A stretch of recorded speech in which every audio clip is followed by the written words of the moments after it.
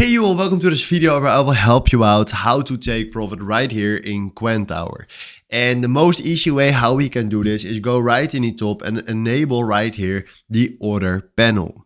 Then after that we select right here the quantity and lots with how much we want to step in. So how big will our position be? So for now let's do 1 lot for example. Then we go down, and from the previous video I enabled right here a stop loss, so we disable this right now. And if I click right here on no TP, I can enable right here the take profit. And this one right here means the ticks that he will goes up. So let's say right now we do 4, and this means that if he goes up with 4 ticks, he will take the profit and will automatically close our trade.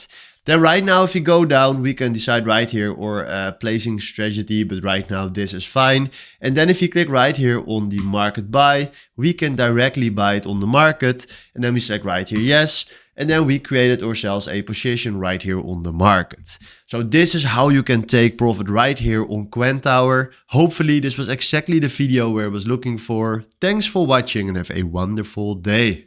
Ciao.